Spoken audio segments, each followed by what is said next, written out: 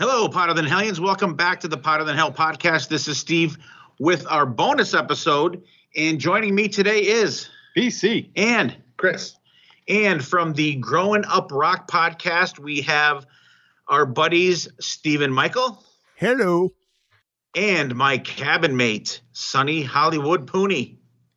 We are again Bisto Blanco. How you guys doing? You can say whatever you want. Fuck you, and fuck you. Next. Right. Great start. Great start. Whatever. Awesome. You were thinking it. Awesome. Hey, guys. Welcome back, everybody. We are doing part 2 of the Monsters of Rock Cruise wrap up here. Part 1 was on Growin Up Rock Podcast, and that came out on March 6th. We're actually recording it on a Sunday morning, part 2. So if you haven't checked out part 1 on Growin Up Rock, go check that out over there. We did the days we got there, day 1, 2, and 3 on the Monsters of Rock Cruise. And check it out because a lot of shenanigans took place on the first part of the cruise. And we're going to wrap up, do day 4 and 5 and talk about some of the major shows that we saw on the boat. Steven and Sonny, how are you? And how things over there on Growin Up Rock? Things are all good at Growin Up Rock. We've been going for a while. We never miss a week. And, we got interviews. We got these days in rock that we do that are pretty fun. We do game shows. So things are all good. All right. Thank you very much. And let's get right into this. We're not going to do like a normal episode here with what we're listening to and the gems and stuff, but we want to get right into it. And so we're talking day 4. The date would have been February 12th, 2022. And it started out that morning with 9:30 that morning in the Viking Lounge, the rock and roll bingo. Sonny, I think you went to that, didn't you? I didn't. It was too goddamn early for me. Oh, I thought someone went and they said it kind of sucked. Me and Jen went. So okay. Me and Jennifer went. It was supposed to be hosted by Courtney Cronendold and Jason Beeler. Well, they were there, but basically the Royal Caribbean guy took the mic and took over for them doing bingo and really wouldn't relinquish the mic. It was hilarious. So basically Courtney and Jason left. I mean, they hung out and talked to us for a while, and then they were kind of like, Courtney came over and goes, "Yeah, you're on your own." So we stuck around because they had a bunch of giveaways, and it wasn't really crowded. So we figured, okay, well, our chances of winning are pretty decent, and it didn't cost anything to play. So we played 5 rounds of bingo. I didn't win anything, but Jen did win a T-shirt from the Mork booth. So they gave her a voucher for a free concert tee from Mork. So she was able to go down there and pick herself out a concert T-shirt. So that was cool because that's, they were $35, $40 a piece. So that was a good value and a way to spend the morning. So that's what we did. Well, that was good. At least you didn't leave out of there empty-handed anyways. All right. Very cool. What I'm going to do is I know there's some stuff that we didn't do. I know we talked about it on your podcast. Sonny and I did the painting experience. We did the Jimi Hendrix thing, and they had one this day as well at 10 o'clock, but they were doing an Eddie Van Halen thing. None of us participated in that. I'm going to skip to 10:30 with the Joel Hoekstra's Bloody Mary Hangover Jam. I know Sonny and I were, and I think Jen and you and Jen, Steven, were hanging out with us as well, just kind of checking that out and shooting the shit on the deck. It was pretty cool. He had a couple cool people come up and jam with him. It was cool. Yeah, always delivers a good performance. It's always fun to watch him and the people he brings up. And so, yeah, I enjoyed it as always. Sonny? Yeah, Hoekstra always delivers. I think we were at our pseudo perch having coffee or whatever, then get up every once in a while and look over to the stage to see who's on stage next. And Gabby Ray was on stage. She did great. Dino was on stage. She did great. But Joel always delivers. Yeah, and he always gives away stuff. He gives away like cash. He'll throw out like $20 bills and stuff. And they did some kind of raffle when they were doing that too. So it was nice background music to our morning conversation there. And that's always a highlight for me on the cruise as well. Just doing that and shooting the shit with you guys in the morning. Good way to jumpstart the day. So the mornings, they're kind of like I said, the Bloody Mary hangover jam. It's pretty much like a hangover time of the day where everybody just kind of getting their wits about and eat in the morning. And then the first show on the pool deck was Bad Marriage that day. Did anybody catch that show? Sonny, how about you or Steven? You guys catch that? I did. I did too. We decided not to go into Cozumel because we were docked in Cozumel on this day. We stayed on the ship. I'm sort of friends with Mike Fitz, one of the guitar players in the band. So I wanted to make sure that I caught some of their set. I enjoyed it. I mean, they're a pretty consistent band. They're just a good hard rock band from Boston. They played a couple cover songs, a Priest cover. They did an excellent version of Rock and Roll Damnation by AC/DC. But yeah, I mean, I thought they were consistent. The crowd seemed to love them. The feedback from the crowd in the chat room seems to be very positive. So yeah, both Jen and I enjoyed them.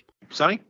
Yeah, I thought they sounded good. Some really good tunes. You know, it's so hard to be on the ship with the wingers and the heats and the crazy licks and the Kotzens and the butt cherry. Like, they were fine, but if you have to compare them to others, they end up at the bottom of the list, right?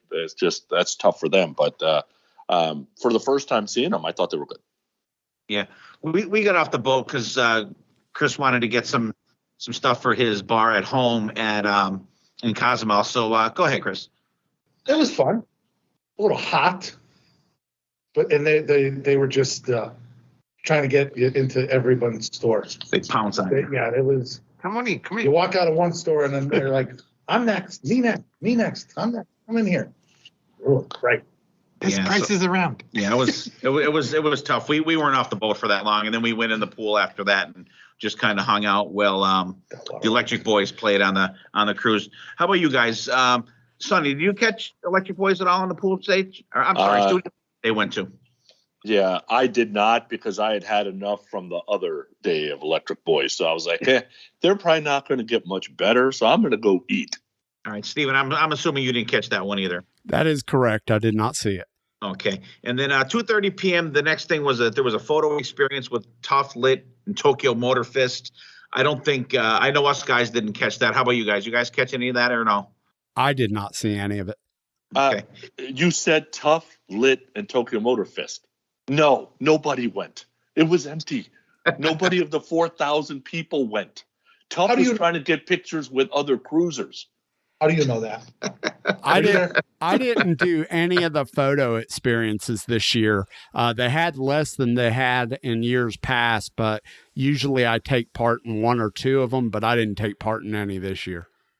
Yeah, Sonny and I just did the one, and I don't think any of us did any of the other ones. So then we jumped to 3 o'clock. Nerd Halen played the pool stage, and we talked about them on your guys' episode. And I think, Steven, I think you caught a lion's share of them. We only caught a little bit. Why don't you give a highlight of the pool show for Nerd Halen? Well, I mean, it's a tribute act with a little bit of a twist, but I think it really worked well in the summer because Van Halen's a summertime band, right? We've said that a million times. So on the pool stage in the beautiful weather with the wind blowing, I perched right behind the stage on the upper deck.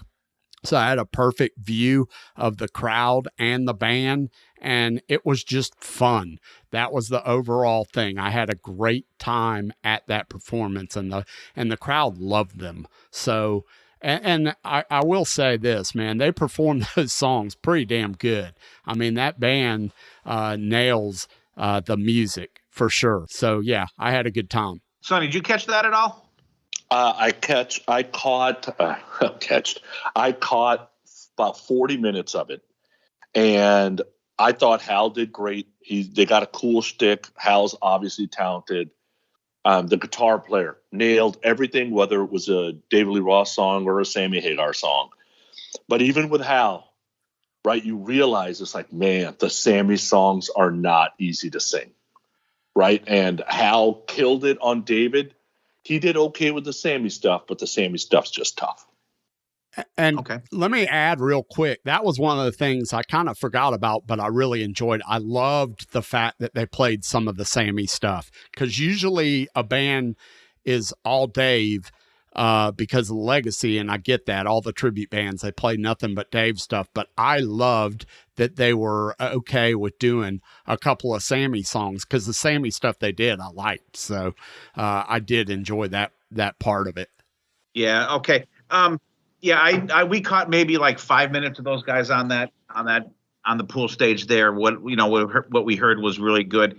And then next up is the Vandenberg this was their third show on the cruise. And I know that, Steven, you said you caught this third show. How was that? I know none of us did. Yeah, it was okay. I mean, look, it's kind of here's what I appreciate. I think the new singer is really, really good. When they did the Whitesnake stuff, or even the old Vandenberg stuff, he's a good singer, period, end of story. But I could tell it was a bit thrown together. I like Adrian Vandenberg. The biggest takeaway that I took away from it is that I don't know whether it's new to him or whether he's always been that way, but I never noticed it before, is he doesn't play with a pick either. He plays with his fingers, which was really interesting to me. Yeah. I mean, I'd never noticed it before, but he definitely was playing with his fingers on all the songs. And it's just a little boring to me, and I would have liked to have heard a lot more older Vandenberg, because, again, I keep saying it, I grew up with Vandenberg, those first 2.5 albums. I like part of the third one as well. I really liked a lot. And so I didn't get a lot of that. I got a couple of meh Whitesnake songs for me, because they weren't my favorite Whitesnake songs, and I got some Vandenberg, but not a lot. And I do like the new Vandenberg album. I think that's important to point out, and they did play some of that. But that new Vandenberg 2020 album, that's got a lot of good stuff on it. So, yeah, that's about it for me. Okay. Yeah, very cool. Red Voodoo was up next in the Star Lounge. We talked about them on your episode. Did anybody catch this show at the Star Lounge, the second one? I did. So Red Voodoo are Sacramento boys, so I had to go check them out. Star Lounge, the mix sounds like shit in that room, but the songs definitely have punch. Their music lives better live, because on tape it's okay, but it's like, whatever. But live, they definitely play it off well. So I thought they were good. Wanted to see them, never saw them, because both their performances were in the Star Lounge. No, thank you.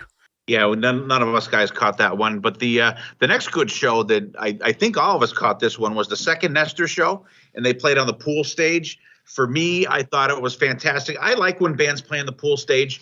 It has more of a festival feel for me, and I always like that. It has more of a cruise feel. A cruise feel. Well, I think outdoor type festival thing. I really like the pool stage shows. And they killed it again. They really did. And on the boat, one morning that Sonny was doing the first painting thing, Gabby Ray's dad had breakfast with us, and we sat and shot the shit with him. So he was filming her performance with Nestor, like right behind us. So I took a bunch of pictures, and we became friends with him. So I sent him all the pictures. He was really glad for that. But I like Nestor. I think they were really good. And Steven said on the last episode, they had a really good melodic rock, like Honeymoon Suite type sound and vibe to them. I really enjoyed them. What do you think, Ranza? I really like them. Their songs are catchy. The duet with Gabby was really, really good. Again, I give them an A+. All right. BC. Again, another great show by these guys. I mean, they've been around for quite some time, only one album, but they put on a hell of a show. Like I said, a little bit heavier live. Right. Yeah. Sonny. I thought they were great. Matching jumpsuits. Gotta love that, right? And I think they played about 5 minutes longer, so that was good. All right. Steven. This is why they were a big surprise for me. I enjoyed the theater show, but I enjoyed the pool stage show even more. I thought they were awesome. Yeah, I thought that for me that was the better of the shows too, and I think a lot of that had to do with we were like right in the crowd up front as opposed to back in the upper seats where we were for Studio B. So I did absolutely enjoy that show better than the first one as well.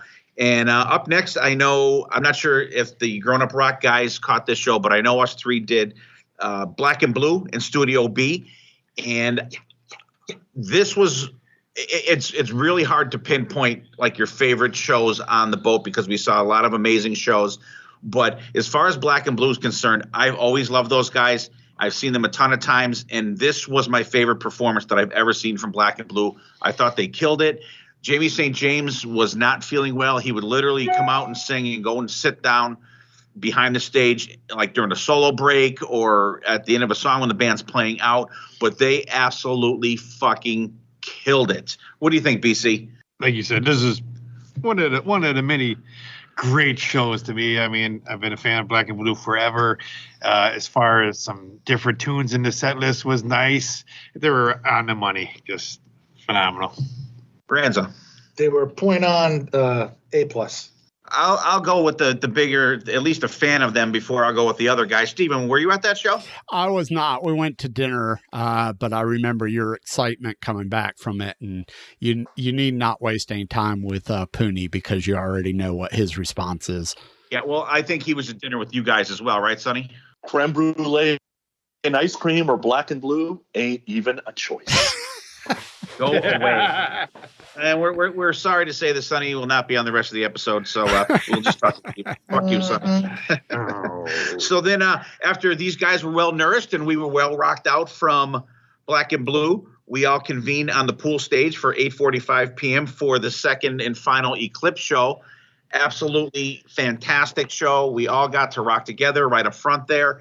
And the set list was Viva La Victoria, Mary Lee, Roses on Your Grave, Saturday Night, Downfall of Eden, Battlegrounds, Jaded, Bite the Bullet, Runaways, Never Look Back, and Twilight. Absolutely a stellar performance. Once again, I like the Nestor show. I think I enjoyed it more because we were up front and just a fantastic performance. Very energetic. Those guys are great. And even their bass player, this guy friggin' jams. They were great. And Sonny, what did you think of this one? Yeah, so on the Growin Up Rock portion, we kind of talked about bands got to stay on time. The whole show's got to stay on time, otherwise it gets all messed up. My second beef with this thing is, God damn it, you played 2 shows.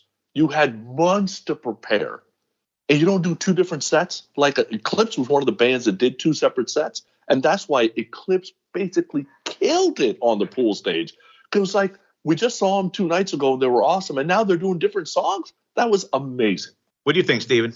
1,000%. One of my biggest pet peeves is exactly what Sonny said. I can't imagine why you would do 2 of the same set. I hate that on this cruise. You got a captive audience. The same people are seeing you twice. Do 2 different sets. With Eclipse, they actually posted after their first set on their Facebook page and said, hey, we're going to do a different set for the second performance. What do you want to hear? I chimed in and said, I gave them a list of 2 or 3 songs. They ended up playing, I think, 2 of the 3 songs I gave them, which was Twilight and Bite the Bullet, if I'm not mistaken. But they responded back and said, ask and you shall receive. And damned if they didn't pay off. So that was awesome. I also did my part to talk Jen into getting down in the crowd. She's not really big for all that. She likes to hang back, but I knew that it was going to be an experience much like that Heat show. So we went down in it and had an amazing time. It was great. Fantastic. Loved it. Yeah, we did. And before I ask these guys, that's one of my favorite things about going on these things when we are all together, just rocking the fuck out. Another great moment on the cruise, and we had one later on, and the next day that we'll talk about later. What do you think of Eclipse this time, BC? Oh, phenomenal! I mean, these guys just totally blew me away for another time. Right after the show, I go over and pick up the CD, and I really have to be into the band to get the hard copy of CD. I absolutely loved them. I came out off this cruise as a big fan of them. And right after that show, I believe it might have been the next day or so, I ended up picking up a Eclipse shirt at the merch booth. All right.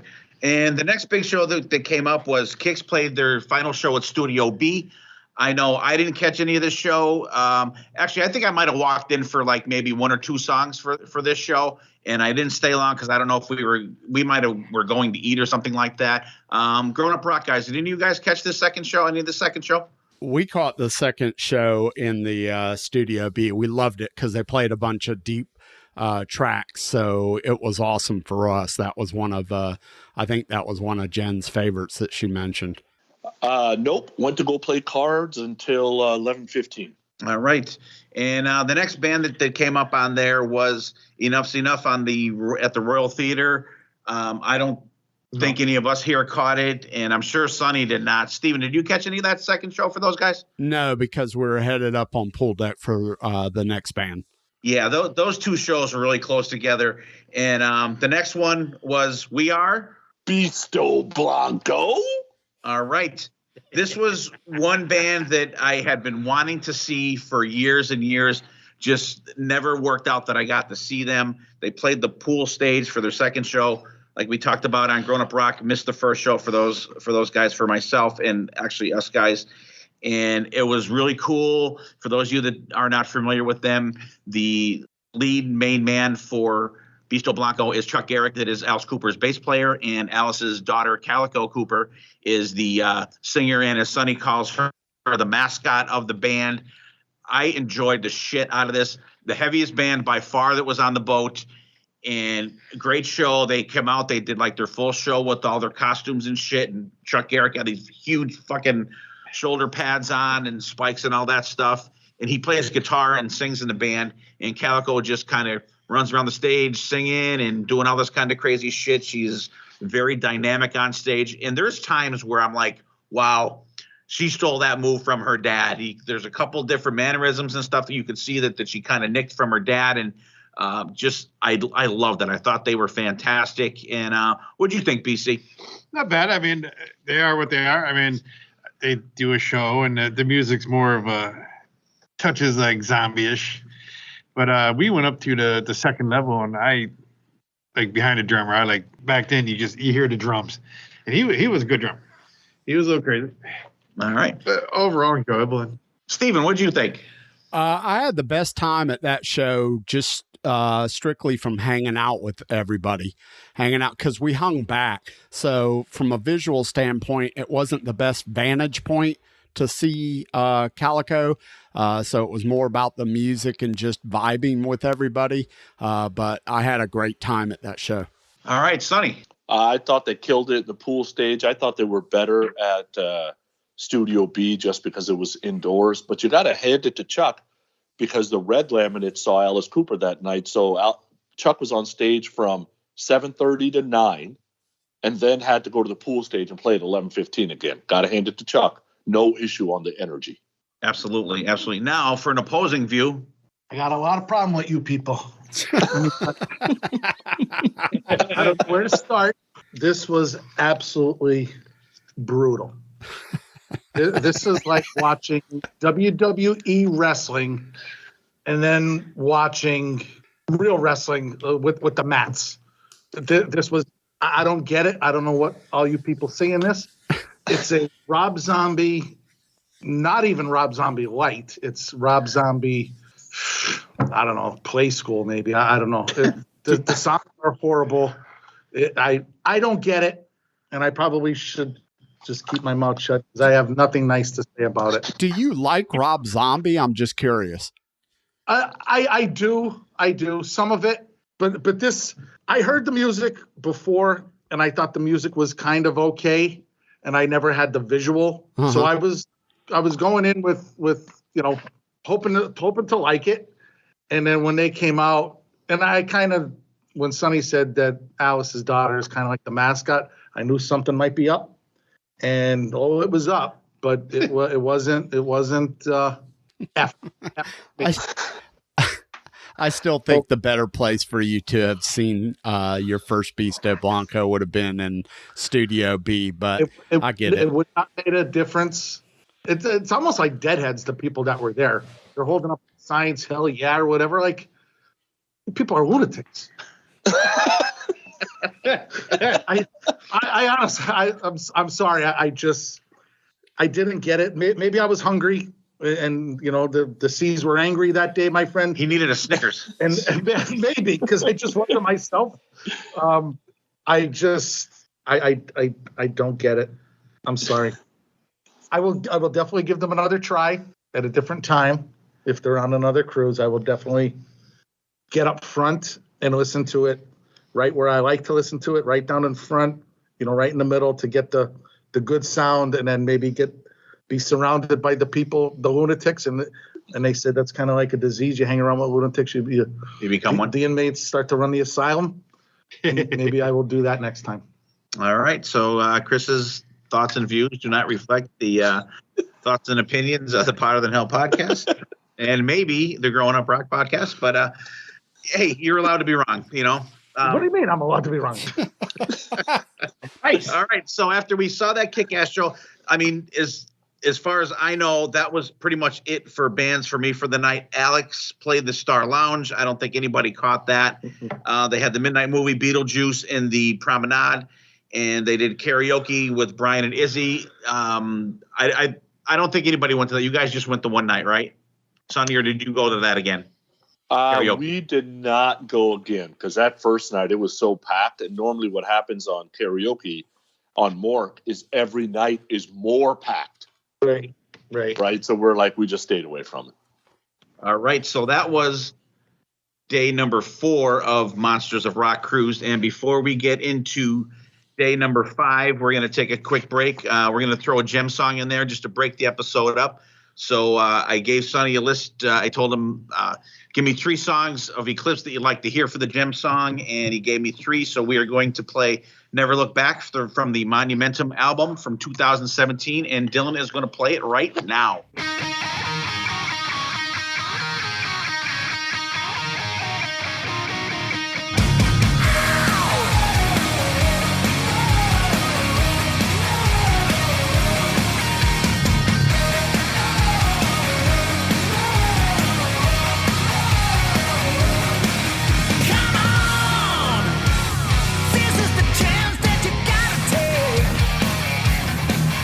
Oh, you gotta give it all, 'cause it's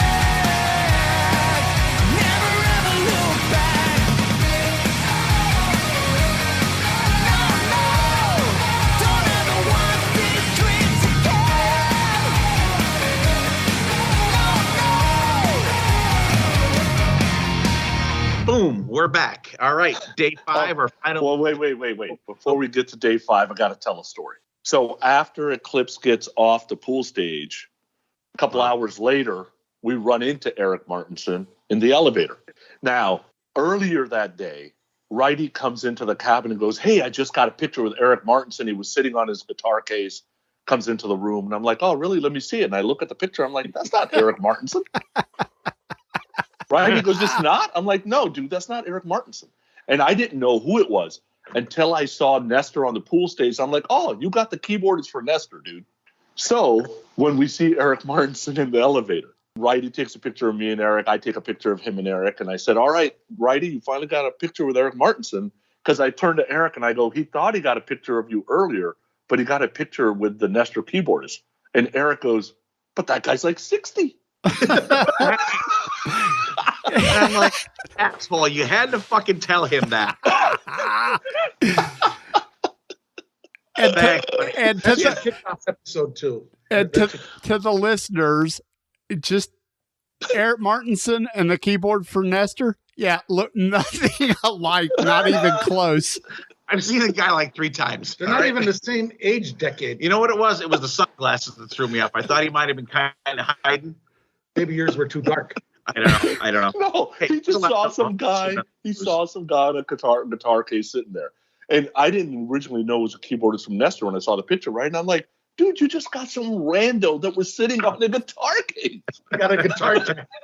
I was wondering because there was a guy there too, and he goes, "Well, I'll take the picture." And he was kind of looking like, "Why the fuck you get your picture taken with this guy?" So, it all added up after, but at that point, it didn't. Like I said, we consumed a lot of alcohol on this cruise, so that may have factored in. I'm not saying it did, but it may have factored in. All right, and once again, fuck off, Sonny. What's even better is that Steve Wright posted to his Facebook page a bunch of pictures he got with Alice Cooper, who actually is the security guard for work. He was a cousin. All right, day 5, final day of the cruise. Livers are in slings at this point. Ears are ringing permanently. And started out first thing in the morning. They had another paint session.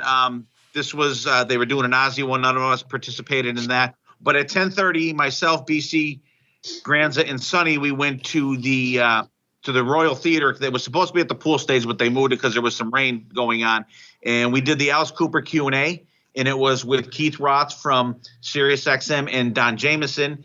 And I thought it was pretty cool. Alice answered some pretty cool questions. Some people were ridiculous, the questions they asked, but he did say right off the bat, because we were up in the top and I wanted to ask this question and I've been dying to know what the deal with this was. He has such a kick-ass live band. Why has he never recorded with it? He's had this band for like 4 or 5 years and he's put out 2 different albums with studio musicians. The only one that he's recorded with in his band now is Tommy Hendrickson, but he's got this kick-ass live band. And he did say, like, almost right off the bat that, yes, he is going to record an album with the current live band. So that, like I was like, whew, okay, thank God. Because I don't know if anybody would have asked that. I've been wondering that for a couple of years. So he got that right out there right away. And, Granza, what did you think about the Alice Q&A? I liked it. It was nice to just sit there and listen to him talk. And he was very forthcoming. And it was cool just to see him in his normal hang out. Yeah, a normal person rather than the character. What do you think, Sonny? I thought the Q&A was great. You know, we heard a great story about how he pointed a loaded gun at Elvis. He talked about Pink Floyd lived with him for a while. He talked about, Alice became Alice because the world needed a villain.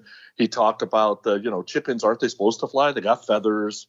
But I thought the best part of it was he was talking about, hey, when we get off stage, there's no egos in the dressing room, right? I'm not allowed to have an ego, so nobody else in the band can't either. But when we're on stage, everybody needs to have an ego. Everybody, including Alice, including all of the band members. So I was kind of looking for that when we went to go see Alice live, and it was there. We'll talk about that later, too. But I'm glad he brought it up at the Q&A because it made me look for it. Yeah, very enjoyable. I mean, it's nice to hear him tell stories of pretty much back before he was popular. And that. The only thing I didn't like about it was Don Jamieson and Keith Roth. They kept interjecting like their stories in there. Like, I don't want to hear your shit. Like, you know what I mean? That's the only thing that kind of, there were a couple times where like, oh, well, you know, this, like, no, it's question and answer, not stories with Don and Keith. There were a couple times I'm like, dudes, like, let him fucking talk. That's the only thing I had with that. But I totally agree with the Eagle thing. That was really cool to hear. And he had some fantastic stories. And, up next after that, another photo experience. I'm surprised Sonny wasn't at this one. It was Enough's Enough, Electric Boys, and Resistant Bite. So no one went to that. And Steven, did you catch the second Stop show? I know they were in the theater, which I was very surprised they put them in the theater. Did you catch that? Yes, I did, because I wanted to see it after all the conversation. Here's what I'll say about the Stop band, because there are a lot of people positive about this band. They're a three-piece, first of all. I think they had really good energy. I think they have a lot of great riffs, meaning that I liked some of the guitar riffs. I don't think there's a whole lot of melody there, and the singer's voice becomes very taxing on me after a short while, because it's very, very grainy, very screechy, and not... Yeah, it just doesn't have a pleasant tone to it overall for me personally. Okay, because I don't think none of us caught it, and I don't think Sonny did either. So next up, Lillian Axe was on the pool stage. I know that we did not catch them, because I know BC was up on the upper deck telling the guitar player to kind of cut the throat of the singer. And I want to say I think we were in the pool or just kind of hanging out over there having a couple beers when they played. And anybody catch the second Firewind show? Nope. I know we didn't. Nope. No, we didn't either. Yeah, once was enough for those guys, for us. And so then we went to the second punchlines and backlines with Courtney and gang there. So it was Izzy Presley opened up the show. Then Chad Stewart, the drummer for Faster Pussycat, did his, in quotations, bit. And then Courtney came out, and then Don Jamieson, and then I think Courtney went first, and then Chad Stewart, and then Don, and then Hal Sparks. Courtney, as always, killed it absolutely. Izzy, pass on Chad Stewart. I'll tell you what, that was fucking brutal. It really was. He literally stood there with his jokes written down in his hand and read off the fucking papers. It was terrible. But when Don Jamieson came up after him, he fucking scorched Chad Stewart, and it was fucking hilarious. And then Hal Sparks came on, and he killed it. And I'm sure when we go around the horn here, all you guys, Hal Sparks was on a fucking roll when he did his final set. And I think he could have went for an hour easily, but there was going to be an auction in the Viking Lounge then, and they kind of gave him the hook. But he was way better the second one than the first one. He was fucking awesome. What do you think, Steven? I enjoyed the whole thing, minus the Chad Stewart thing. I thought Hal and Courtney and Don were good for both sets that we saw them. And I just, like I said, I enjoyed it. I can't really say it's a surprise because I like comedy overall, but I just enjoyed it. It was just such a nice change of pace. And it was really, really, really good. I enjoyed it. Hal was super funny, and yes, he was definitely on a roll, and he probably could have stayed there for another hour. Courtney was fantastic again, and Don really did give it to Chad, which was funny because he kept on looking over at Chad, making sure Chad wasn't going to bull run him. I can sit through comedy shows all day. If they had an option of just comedy shows like every other hour on the Monsters of Rock, I would probably hit half of them. BC. I agree. That was a good show. Courtney, funny. I love that one. The band thing is hysterical. That was great. That was an awesome That's real bit. good. And Don was a little bit good, better than the first time. But Hal Sparks. He was fucking hysterical. I could have listened to him for 2 hours. And he did a totally different set than the day before. Oh, yeah. It was all different material. Yeah. And Pony. I thought Courtney smashed. I thought Hal killed it. I thought Jameson did well, and everybody else absolutely fucking bombed. Chad Stewart, Chad Stewart, that could basically be the worst comedy scene I've ever seen in 52 years. It was fucking brutal. It was like, God, dude, like, but you said he's done that before. And the thing is, I felt worse for Courtney than I felt for Chad Stewart, because I mean, that's her show and he sucked. And and I won't say he purposely sucked, but you could tell he didn't fucking practice at all. He put zero time into that. He just got up there and read out the fucking papers. That was an epic fail for him. I felt bad for Courtney because, I mean, that's her heart and soul. She put her heart and soul into this. And she hangs with us quite a bit. But she was working on this stuff like most of the crews. We talked to her that night that Steven, BC, and myself had pizza with her. And she literally was working all day in her cabin getting ready for these two shows. And Chad Stewart, I think, just shit all over it. So fuck you, Chad Stewart. Courtney, love you. Yeah, you can only do so much, right? Like in my professional career, I've helped many, many, many, many people get ready for an interview. But they still got to do the interview. Like, I'm not going to be there. Right. So fantastic job with that, Courtney. Great show. Just that one little minor bump, which is, don't worry about it. You killed it. And up next, I'm going to say, I don't know if anybody saw. I know we didn't see Tokyo Motor Fist, and they played the pool stage, and then actually at the same time, Red Voodoo played the Star Lounge, and I think we were all pretty much going to the next Soto show at 2:45 at Studio B. And Sonny, what'd you think of that show compared to the first one? I thought the second Soto show was even better because he kind of got off of most of his music and went to Malmsteen medley, a Wet medley, a Steel Dragon medley, did something with Beeler, something with Hoekstra, something with Dino, Winger, Kenny from Heat. Like, I thought they absolutely killed. And normally what happens is when you get a musician that's like recycling people on stage, it comes out like shit. But I thought this came out great. Yeah, what'd you think, Steven? Yeah, I mean, definitely it was good for me. I had no issues. BC. Out of the two shows, this one totally rocked. I mean, I love to bring up all the special guests. Guess this one was off the scale. I totally enjoyed it. I just like guys. I like when they brought the other guys up, because you usually don't see that. So it's nice to see all that and everybody just having fun. Yeah, I enjoyed this one. I'd say I enjoyed them probably equally, but I loved how another artist did two shows, two like totally different shows. There were a couple of songs here and there that were the same. Open up with I Am a Viking from Yngwie, fucking awesome. And the guests, and I think that worked out really well. There was no sticking around for 10 minutes between, Jason Beeler coming up and, the ex-guitar player or whatever. He had the guys, Eric and the guitar player for Eclipse came up. Pretty seamless.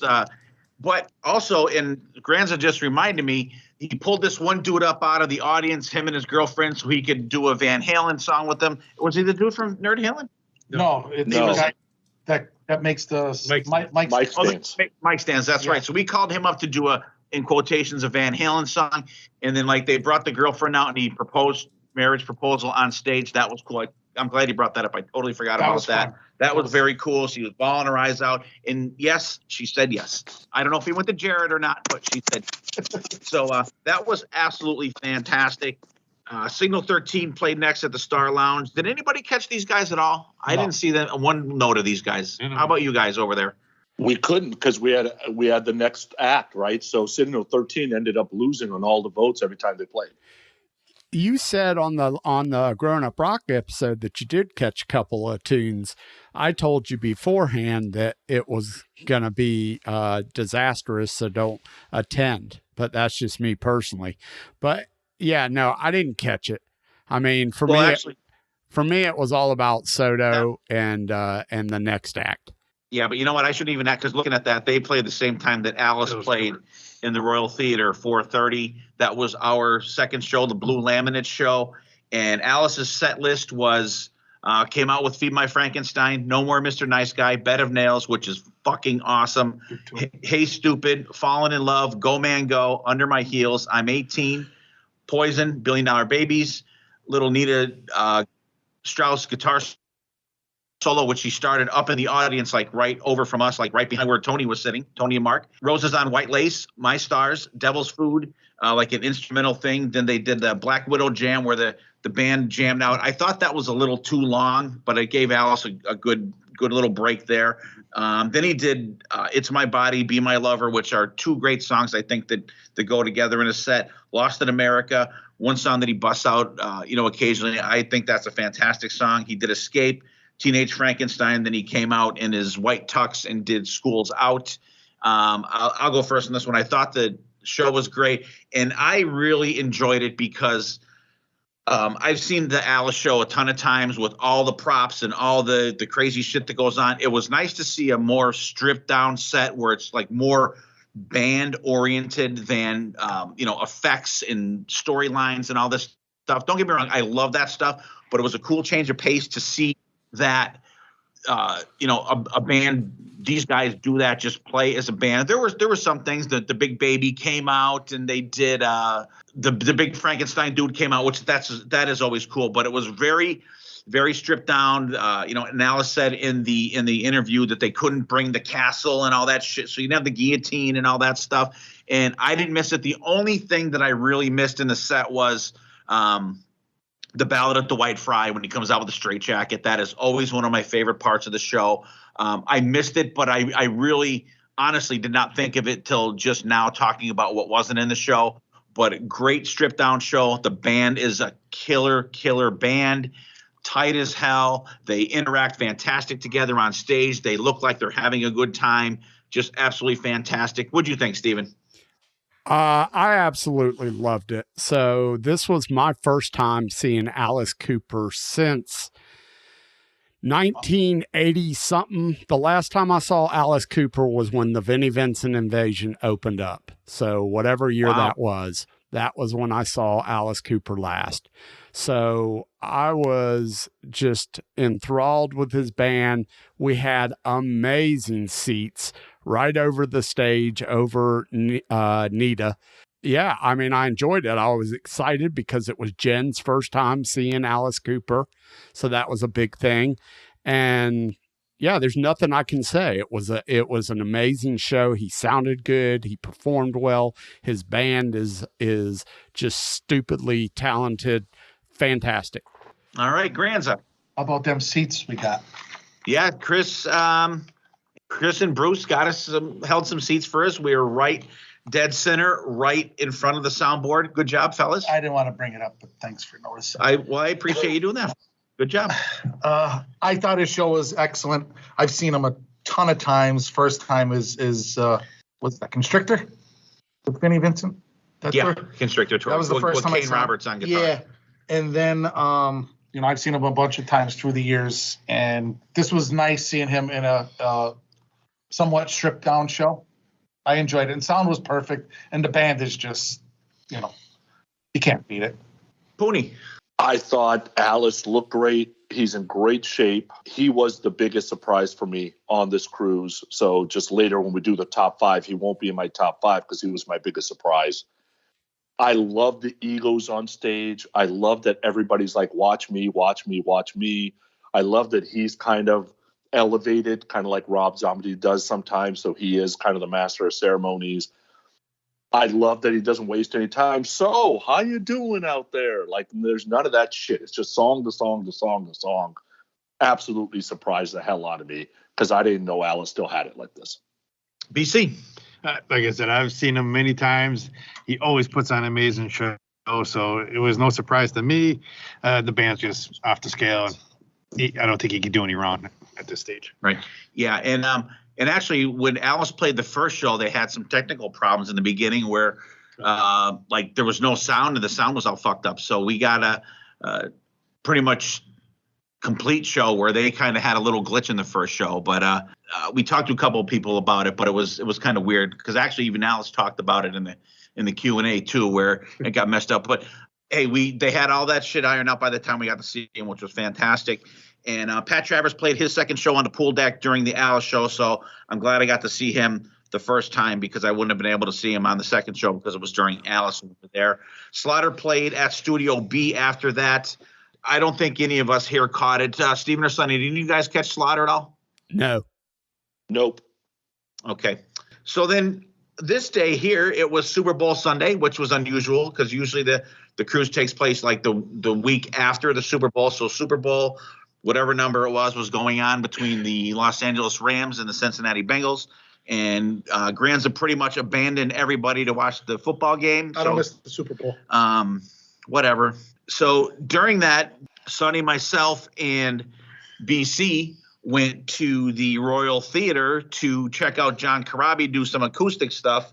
And what'd you think of that, BC? I like Corabi. I mean, it's very entertaining. I mean, he had a little vocal problems that day, but he was having a blast, and I think everybody there was having a blast.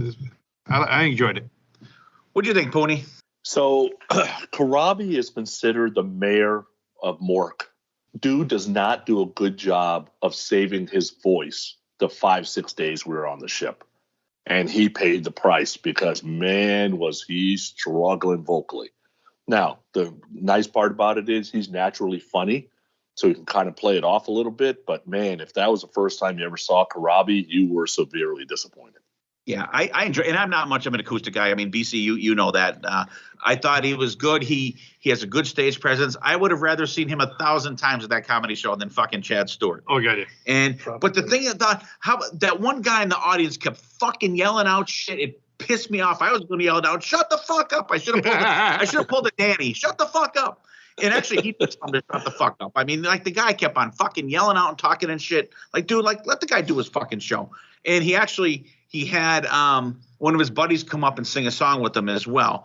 So it was cool to see him. He's very charismatic, very very talented guy. And like you said, his voice was just fucking roast because he was there for the hang, and he did an acoustic show, which was absolutely fine. But the thing that aggravated me too, if you guys remember at the beginning of that, they were setting up for the Jeff Tate show, and they wouldn't stop setting up. They kept on doing shit for the first part of the show. I'm like, dudes, let the guy do his fucking show. They were as bad as the guy talking out. But it was cool. We stayed for most of that. And then, Sonny, I'm not sure what you and Steven did, but myself – I know what Steven did. Myself and BC went up to the pool deck to check out the Black and Blue. They were playing a halftime show, but by the time we got up there after leaving Corabi, they had already started. I think we missed maybe 2 songs, Steven. They didn't play. Yeah, they didn't play a full show. They basically were playing however long the halftime was. So I think they played maybe 5 or 6 songs, maybe. And I caught it, and they were fine. They were Black and Blue. They're pretty consistent. So I enjoyed it. It was fun. Yeah, it was. I thought I enjoyed it. Obviously not as much as the first show, but I was glad it was like the last time we pretty much I got to rock out with Steven and Jen. BC and I joined them up on the pool deck there, and I was kind of mad a little bit because I think Black and Blue kind of got gypped out of doing a full show.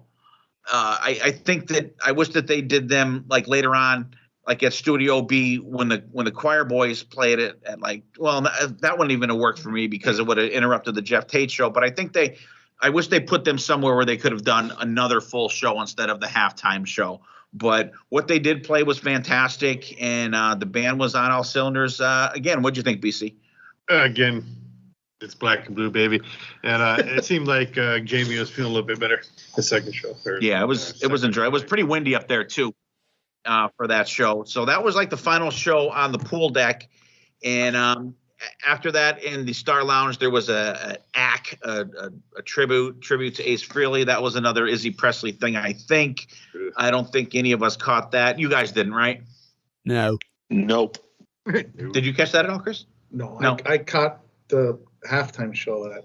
Oh, you were on the upper deck of the pool, right? Yes. What'd you think? I'm sorry. I liked it, and I grabbed some food up there, and I just want to throw this out there. This is kind of like when I was watching the Super Bowl in the Players Club.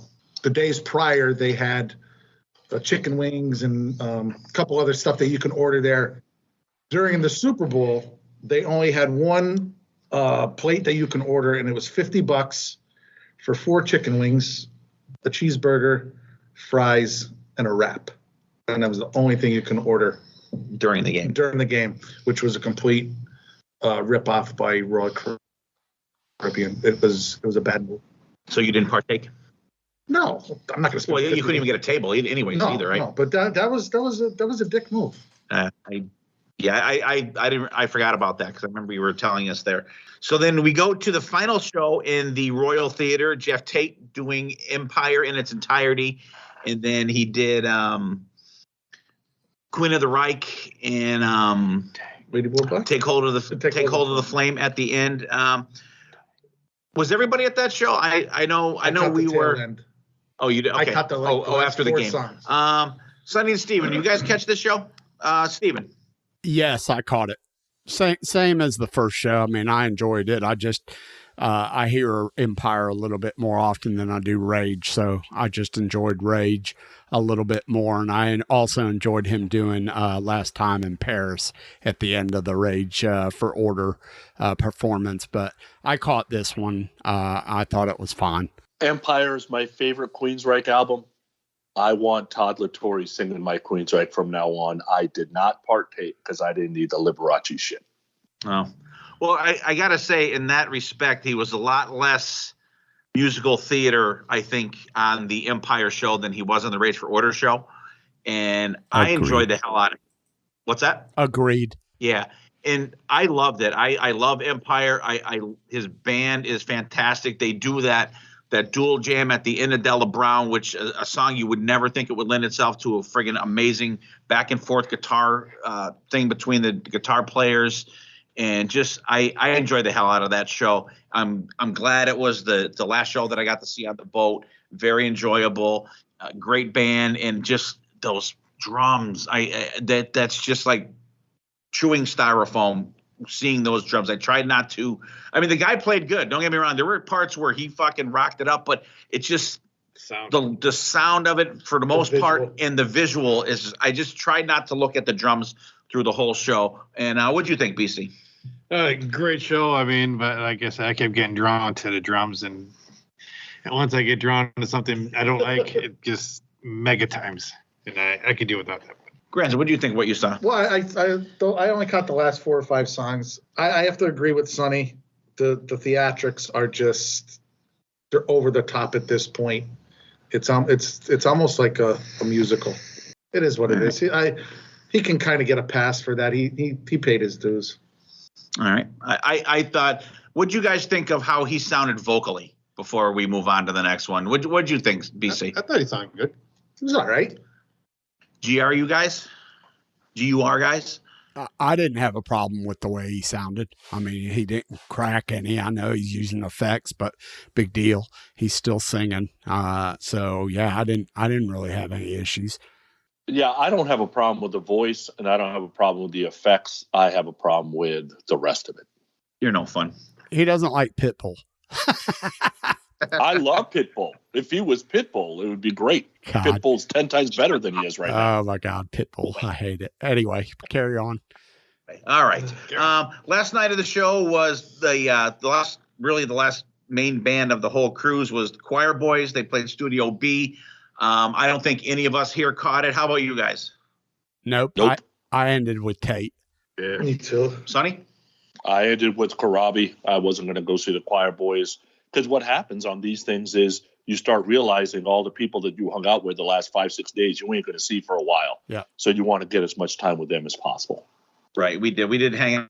And we did go to, they had the party with metal DJ Will, where they did the drawings for a cabin and stuff like that. I know that Granza was gone in for the night, so BC and I went looking for him. We actually caught him coming down the hall, going to bed. So we shanghaied him to have one last beer with the Pennsylvania boys together. Turned into 5. Yeah. It happens. So actually, Sonny, you guys, I know you were at the other end on the back side of where the DJ was. So we all kind of like saw that together separately where they did all the balloon drop and stuff. And then actually, Sonny, you met up with us after that, right? Yeah. Winger was on our side. Kip walks up to get pizza. He's like, what the fuck is going on up here? And we said, oh, they're giving away shit. He goes, let me get my pizza and get the hell out of here. Otherwise, I'm going to get roped into the shit. Steven, can you and Jen catch that? No, You guys went to that. Yeah, we turned in. So we went up to the sixth floor, which was one floor up off the promenade, and our hallway is at the end of, like, you can look all the way down the promenade. So we saw all the crowds like forming for the giveaway and shit. And Jen goes, "Oh, they're about to give away the shit and do the balloon drop. Do you want to go back down there and catch some of this?" I looked at the crowd and I was like, fuck no, I'm ready to go to bed, because I knew the next morning was going to be early. So we just went and finished packing and doing that shit. Yeah, it was jammed in there, and we saw a miracle. This lady was driving around in her Jazzy, and she got up and walked away from it. So we got to see a miracle at the end of the cruise, which was cool. And then she, for something, came back, sat down, and drove away. She literally left it right in the middle of the aisle. Right in the middle there. Right in the middle of there, and she just gets up and walks. I forgot about that. So it was a miracle. About 10 minutes, and then comes walking back, hops on it. The healing properties of music. Incredible. All right, so that's our final night. When we'll go around the table, we'll say our goodbyes. I want to hear everybody's your top 5 and your bottom 3, and just give yourselves a good plug for Growin Up Rock, and if you have any travel woes or stories on the way home, and we'll get out of here. And we will start with Granza. All right, my top 5, in really no particular order, except Eclipse was my top band, because I wasn't expecting. I knew they were good, but I wasn't expecting myself to be that drawn into them. So Eclipse, Buck Cherry, Alice Cooper, Black and Blue, and Nestor. And my 2 worst were Beasto and the Blanco. Wow. He's brutal. He's doing the. All right. I don't know what to say. That's why I did you first. No kidding. Because I wanted to end on a positive note. That's positive. You just don't like catching it. All right. Whatever. All right. Sonny. All right. So my top 5, and this is in a particular order. My number 5 was Beasto, 4 was Kotzen, 3 was Buck Cherry, 2 was Eclipse, and I thought Winger was number 1. Outstanding. Yeah. I have like a bottom 8, but I'll just handle a bottom 3. Number 3, Dangerous Toys. It was not great. Number 2, Jeff Tate was absolutely brutal for the one song that I saw. And number 1, nothing is worse than that shit I saw with Ted Poley on the fucking pool stage. I don't know why he put that band together, but that was brutal. That's blasphemy. And then the last thing I will say is this whole thing about Mork not communicating that people have canceled. Here's the problem with that. And I get it. They're trying to do the best they can. But when you don't communicate, there's going to be stories anyway. And the stories are going to be 100% worse than what reality is. And it's only going to be about 5% accurate. So you might as well just say what the fuck is happening instead of people guessing whether somebody's on the cruise or not. 100%. And I think it's just a bad move. 100%. Very true. BC. Yeah, I'm gonna go with Winger, Eclipse, Crazy Licks, Buck Cherry, and Soto as being Black and Blue, of course. The ones that just were lame to me were Dangerous Toys. They just weren't what I expected them to be. And of course, I gotta put Lily next to her. That vocalist was horrible. Horrible. Feel bad for you. Oof. All right. Cool. And Steven. Wrap it up for you. Okie doke. My favorite was the Eclipse pool stage performance. Heat in Studio B was my second. Buck Cherry in the theater, the second performance. That was my third. A tie between Crazy Licks and Winger was my fourth. And Alice Cooper was my fifth favorite performance. Also, honorable mention to Soto's second set with the wet thing. That blew my mind. Absolutely loved it. Worst 2 performances, Dangerous Toys and Killer Dwarves.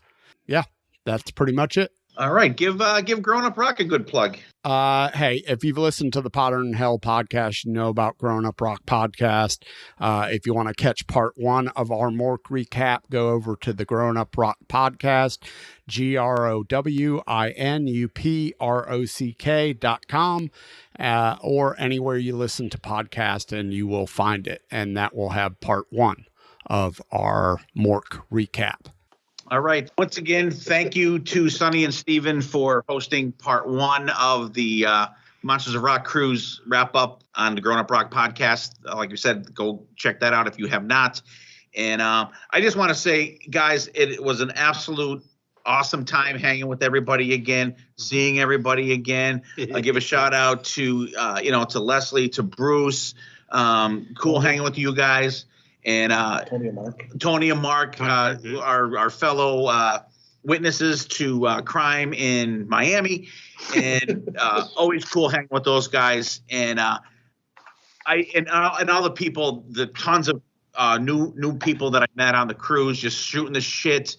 Wes Haskins from the Melodic Mafia on Facebook, met him, met a bunch of people. Our buddy Larry.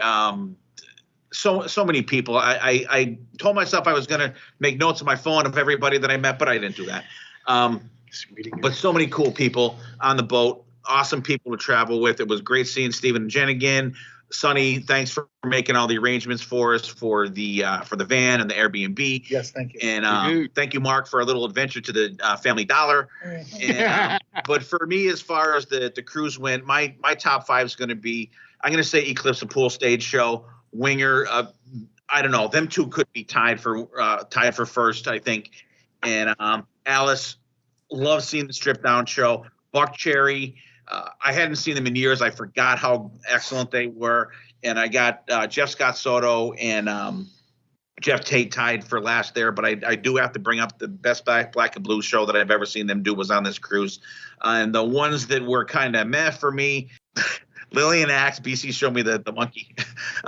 Lillian Axe, just the music was great. The singer did not fit at all. I was extremely disappointed in Vandenberg, and the Killer Dwarf show in the theater was a total letdown, especially compared to the one on the pool deck. I thought was fantastic. Total lackluster for me in the theater, but had an awesome time. Once again, guys, awesome hanging with you, and thanks for spending your Sunday morning with me and our guys here. And we'll get this.